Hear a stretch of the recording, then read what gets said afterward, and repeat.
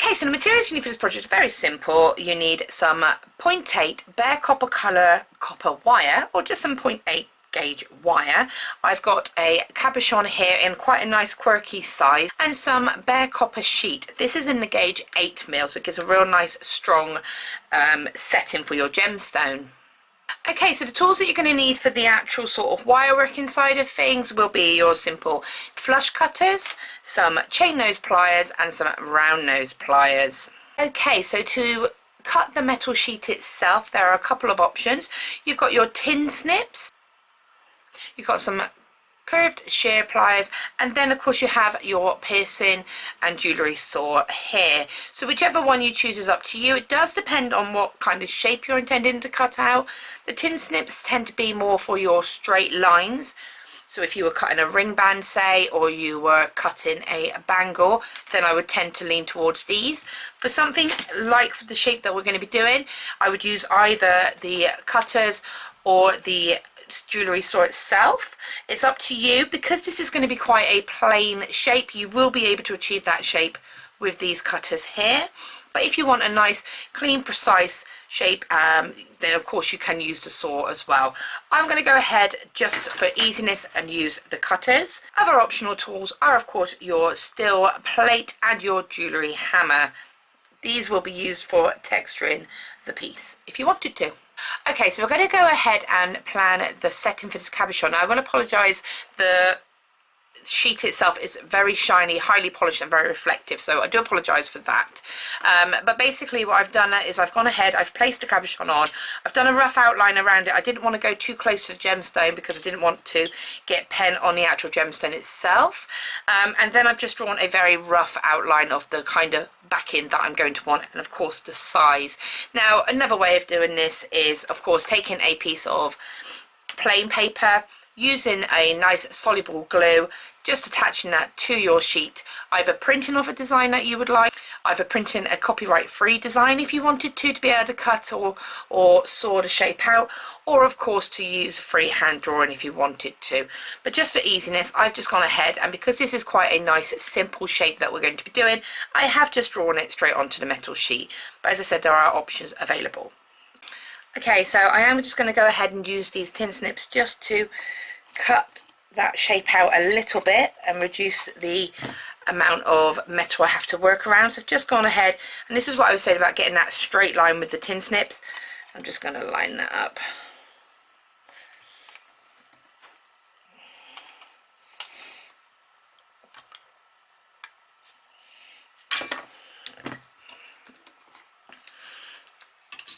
So I've reduced the shape down now. So again, as I said, I could go ahead and just use my jewellery saw and my bench peg and cut that shape out, or I could use my cutters here. Okay, so I've gone ahead and cut out my shape already, and what I'm going to do is place my stone on and make sure I'm happy with the way that it's sitting, and work out exactly how I want this to hang as a pendant. Okay, it's a slightly quirky shape, and that's fine. I think I like it like this. So I place it down like this and like this. What I'm going to want to do is catch my stone in that placement. Okay, so what I need to do now is to work out where my drill holes will be that I can put the wire in to secure the gemstone. So I'm going to use a marker pen to do that. Now the other thing that I need to consider is where I want my actual jump ring to go to suspend the pendant. There are a couple of options. So you have a couple of options when it comes to where you're going to put the bail or jump rings, or however you want to suspend the pendant. So you could place jump rings here and here. If you did that, then you could maybe put some leather cord and hang it onto there. It would look lovely. However, if you were to attach it to a chain like that, it would pull straight across the middle. So if you wanted to attach it to a chain, then I would go for a center drill and then just add a jump ring for it to suspend from. So what I'm going to do is just mark out where I want to drill the actual metal. Now I'm going to do this before I texture it because it will make it easier to drill. It means that if I'm using a Dremel, which I am, so if you're using a Dremel like I will be, then it won't skip, whereas if it's textured, it's got some sort of See, if the piece is actually textured like this one, then it's going to skip on these sort of bumps that you have on the metal. So by drilling into a plain piece of metal, it's just going to be a bit easier. So there are, of course, other options. You could use a metal hole punch to do the drill holes. Because of the placement of them, they would be fine. They wouldn't be too far into the metal for you to do that. But just because of my setup, I'm going to go ahead and use my Dremel. So I'm going to mark out where I want it to go. So I have my stone where I want it to be. And I'm thinking of where I want to catch it. So I'm thinking I want to kind of go around here and here. So I want the wire to go sort of across to here. And then across to, say, maybe here. And then across to here. So I'm going to get rid of that one just there. And just to remove the pen, I've just got a little bit of cotton wool, just dabbed with some normal nail polish remover, and that will remove that marker from your metal sheet. So if I place that there, I can see roughly where I want that to be. And then of course I can measure this and place where I want my jump ring to go. Okay, so you can see that I've gone ahead and done the drill holes. Now, I did forget that I actually needed to do 2 on each side of the gemstone just to be able to get that going across and coming back up and going across again. So it was actually 2 on each corner of the gemstone that I've drilled, plus my 1 for my jump ring to suspend a pendant from. I've also gone ahead and textured it, as you can see. Now I used my steel plate and my jewellery hammer. I used the rounded end of the hammer to create this textured effect. You can put any effect that you want onto it, but I just really like this effect. I did lightly hammer the back as well, just because I wanted it to look nice from both sides. When you do texture, obviously when it goes through, kind of makes like a dull mattified effect on the back. So just by gently tapping the back as well, it just adds a little bit more highlight. Also, it just flattens the pendant back out a little bit. You'll also see that there's like a plain area just in the centre.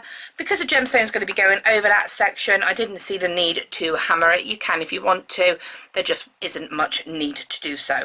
So placing my stone over this, you can see it's sitting exactly where I want it to sit. So the next thing I'm going to do is go ahead and cut myself 2 lengths of 0.8 wire, about sort of 12 inches. Okay, so I've got my wire just here. It's probably going to be a little bit too long, but it's better to have it a little bit too long so that you're able to get the look you want rather than having it too short, as you cannot add into this design. So I'm going to go ahead and take my first piece of wire, bring the ends together so I get this kind of loop shape here. Can you see? So I'm going to take my wires, take both those ends, and then what I'm going to do is pop them through one side and the 2 drill holes, and I'll show you in a moment the drill holes I've put them in. So you can see there that I've placed both those ends of the wires in, so it's given me that arch, so I'll be able to pop my gemstone in, and I've gone for the inner pair of drill holes on this side. I'm going to repeat the same on the other side. Okay, so I've gone ahead and done that on both sides of the frame, and what I've done is I've just folded those wires flat and got them coming out to the outside of the pendant, just because that's really helping lock that into place. I've then also pushed those arches just to the side so that I'll be able to pop my gemstone in and fold those wires over the gemstone. So I can place my gemstone in. Now you can use either your pliers or you can use your... So you can go ahead and just use your pliers if you want to just pull that up and over the gemstone, and then obviously when you pull those wires flat at the back, that will lock that in. This is just the initial stage, so don't panic too much. This can be tweaked. It's fine if the gemstone comes out as well.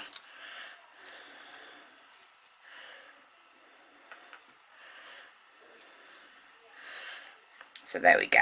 You can see I've got the wires just as I want them there. Now we'll need to tweak them a little bit because I can see that this one's coming across too far. So I'm going to come across and just bring that in a little bit more. And then pull that back. So there we have, that's a little bit better. Don't forget, again, as I said, it can be tweaked. So there you have the front captured. Now because of the shape of this gemstone, I just wanted to go across the top and the bottom just to give it extra security, and I just like the look of it as well. So what I'm going to do next is I'm going to be working from one corner and then the opposite corner. So there will be two opposite corners that will not be being used for the next stage of this process. So I'm going to take this bottom right corner and just wrap that wire just around the bottom of the pendant, just to get that out of my way. I'm going to go ahead and do the same with the top left hand corner, again just to get that wire out of my way so that I can focus just on these two wires. What I'm going to do now is just take the whole piece, turn it over, and when I did that, I don't know if you could see, but I hold everything stable, and I'm going to feed this wire through.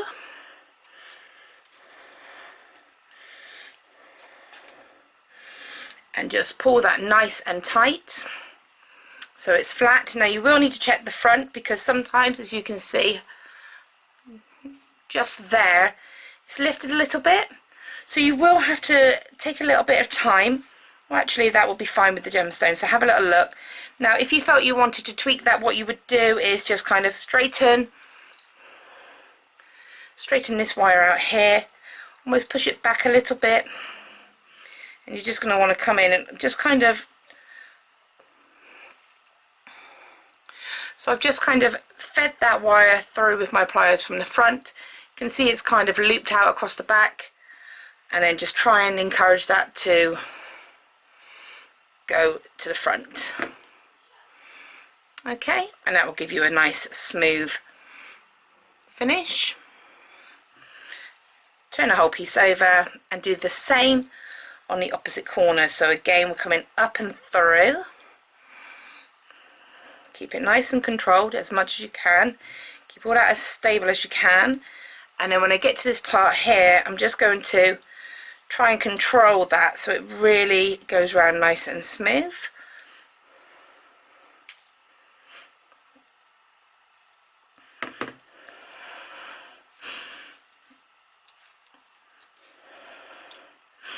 So your stone is ready. So what I now want to do is bring this wire across and into the opposite drill hole, and again just taking your pliers, feed that across, make sure you've got that sitting how you want it to go. Okay, so you can see that's gone across there, and that's just really going to catch that gemstone into place and give it that complete stability. I'm going to repeat on this corner here, over to the opposite side, through that drill hole, pull that wire through. So take your time, because obviously this wire is getting a little bit work hardened because it is going through a process. So just straighten that out. There we go. Okay, and that effectively has captured your gemstone into place. And now what I want to do before I finish the back off is just really tweak these front wires and be happy visually with the way that they are. Okay, be aware that obviously any movement that you make is going to affect the way that they are from the front and back. So I'm quite liking that it's being pulled in like this, and I think I'm just going to go with that and really sort of bring that in. So I'm just using my chain nose pliers just to create angles. So I'm holding them quite flat and just almost pushing against the stone and just twisting my hand to create that bend in the wire. So you've got a choice of doing it like that, or we could kind of go the opposite way and bring it so it comes in like this. But again, you don't want to overwork this too much because it's going to affect the way it works visually. In fact, I think I quite like it like that. So I'm going to leave it like that. So from the front, that stone cannot go anywhere. So now all I need to do is unravel these wires, turn the piece over so that we can work on finishing this pendant. So bringing that back here, what you'll find when you turn the piece over is that you'll have two pairs of wires next to each other. So I'm going to reduce these down to quite a small amount because you don't need that length of wire anymore. And one thing I'll note is that whilst I'm doing this, I'm really putting pressure across the whole of the front of the piece to really make sure that all that work we've done stays where it was meant to be. So what I'm going to do now is simply take some round nose pliers, and I'm just going to lock this into place by pulling it really tight, and I'm just pushing my pliers quite tight against that metal into a little spiral, and I really pull that tight so that I can make sure that that's going to do exactly as I want that to do. So I'm going to do that with both of these. You can do them in the same direction or you can do them in opposite directions, but you want to make sure that we're keeping that nice and tight. So I've pulled that nice and tight there, and then that top section is really stable and secure, and then I'm just going to repeat the same on these wires here. As I said, I'm really making sure that that tension's nice and tight. So I'm simply putting my pliers right in at the end, and I'm just rolling. It doesn't have to be the best spiral in the world. We just want that wire to roll and really pull at that tension. So again, the same on this side. In fact, I'll probably go in that direction just to show you how we can go in an opposite direction. Tuck that end in because again we don't want any sharp edges, and we're just going to really roll that wire, and again taking my pliers I'm just gently going over and pushing that spiral to that metal. Now when you run your hands over it, there's no sharp edges, so that's nice and smooth and comfortable to wear. When you turn that piece over, there's your finished pendant. That stone is not going anywhere. You can still tweak these wires if you wanted to, but I would try not to overwork them if you can avoid it. And then the final touch is to simply, so the final touch is to take a jump ring, pop that through that drill hole that we placed there, close that. You can then add your chain and you have your finished pendant. I forgot to mention, and I'll just mention now, I used a 1mm sized drill bit just to create these drill holes. And there you have your pendant. I hope you enjoy.